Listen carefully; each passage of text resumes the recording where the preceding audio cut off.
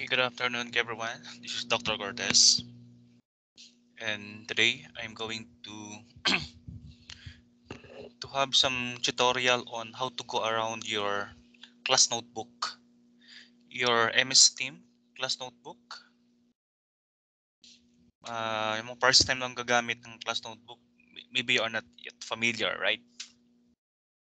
Ito kasi yung gagamitin natin to upload your activities, not to be emailed, not through Messenger, but to be uploaded in your MS Team class notebook. That's the reason why we are taking this time to teach you how to go around sa mga class notebook nyo. Okay, and I will now start sharing my screen.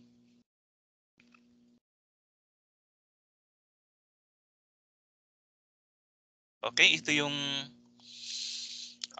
screen or MS Team ng inyong modular research subject. Okay, at makikita nyo dito sa aking platform. If I will go to your class notebook.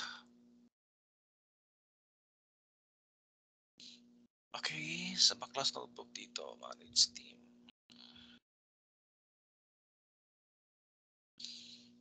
Class note.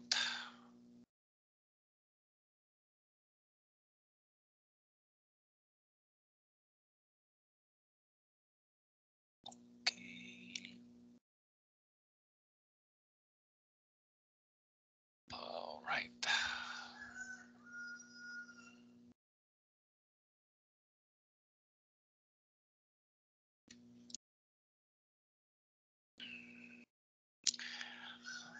Okay, so maybe I will set first yung notebook nyo.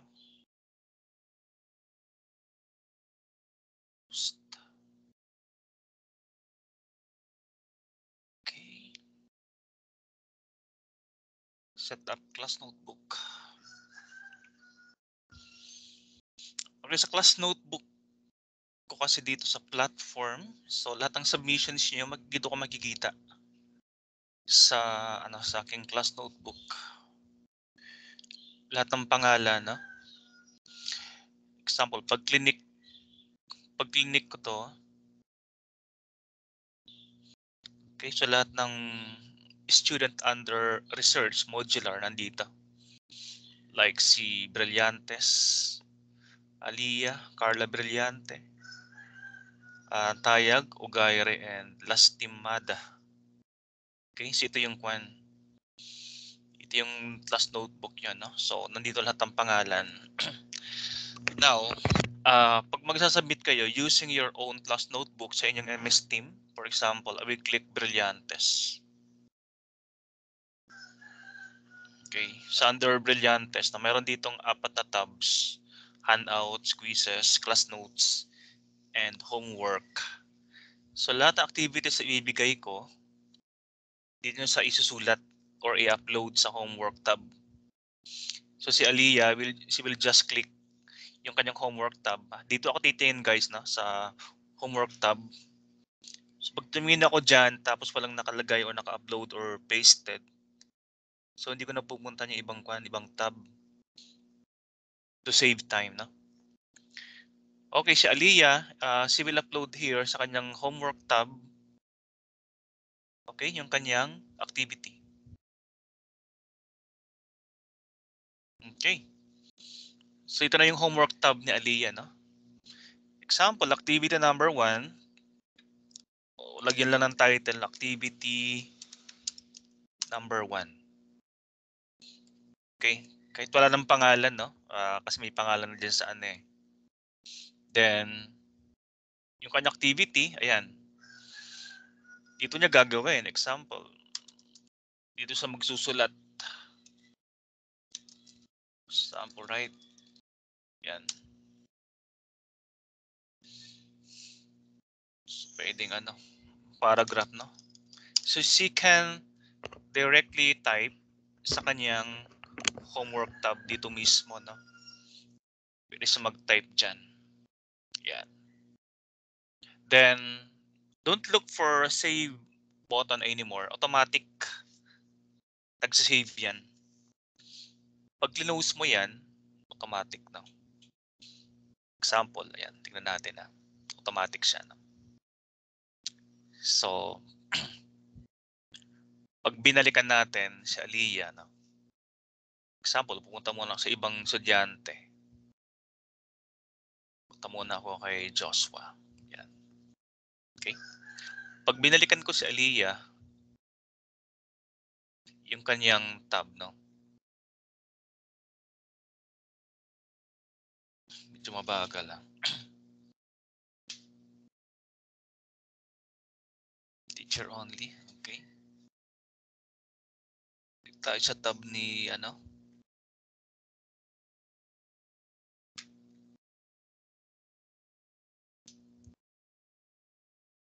Quizzes.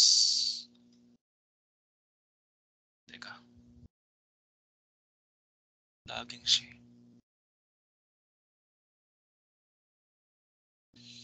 Okay, so I exit the subject. Pero pag binalikan natin siya, no? Let's go to, again, to the subject. Modular research.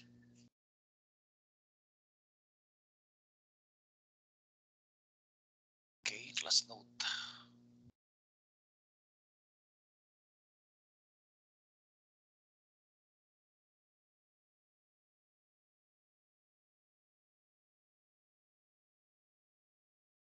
Okay, so see, no? I exit the subject, pero pag binalikan natin yung name ni Aliyah, homework tab niya. Okay, so nandyan yung activity number 1. Pag click mo yan,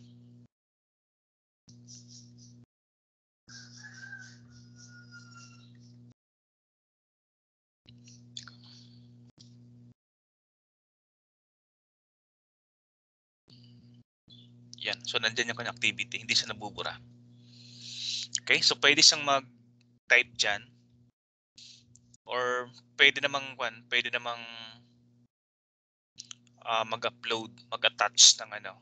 Pwede mag-attach ng file dyan, no?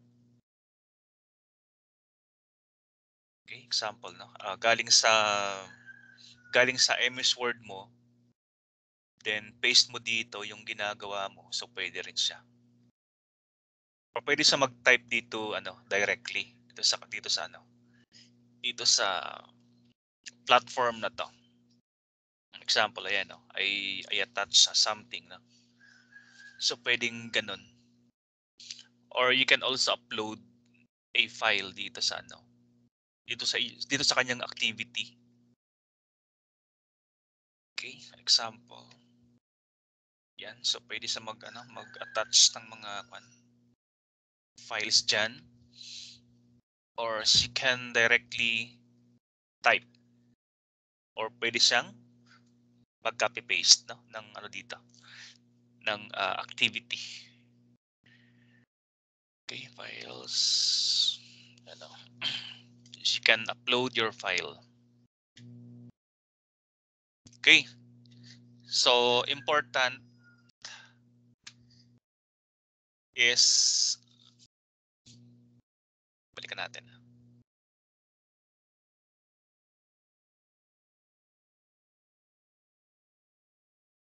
Okay, palaging sa homework tab yung upload ng isang ng activity para madaling makita. Okay, so auto-saving siya. Okay, so example activity 1. Check natin na meron na siyang meron na siyang date. Check natin, no? Kung di automatic na nagdalaga yung date, hindi ko alam sa inyong on your end. You can type the date para malaman natin yung deadline na inyong ginagawa. Okay, activity number 1.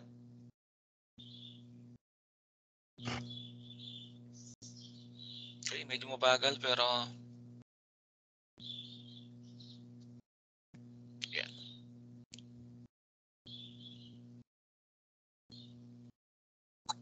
tagal niya. Anyway, tulad naman kanina lumabas, di ba?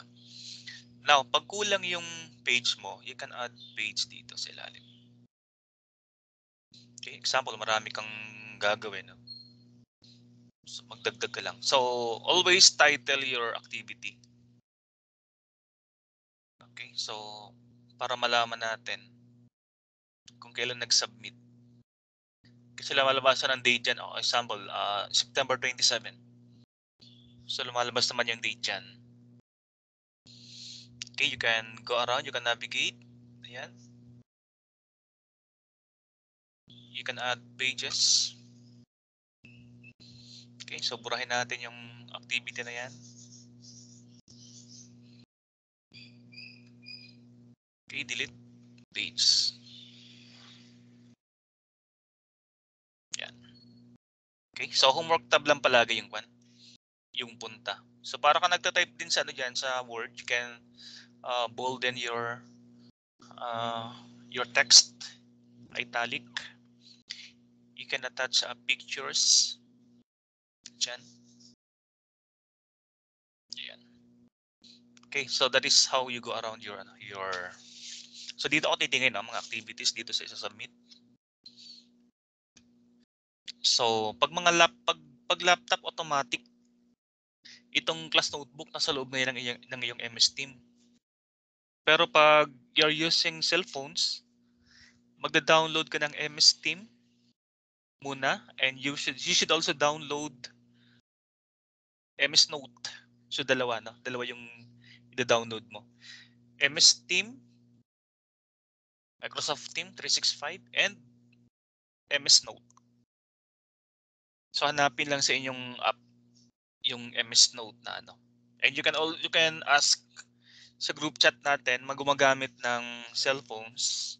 You ask in the group chat if how to go around, how to use MS Note sa inyong cellphones.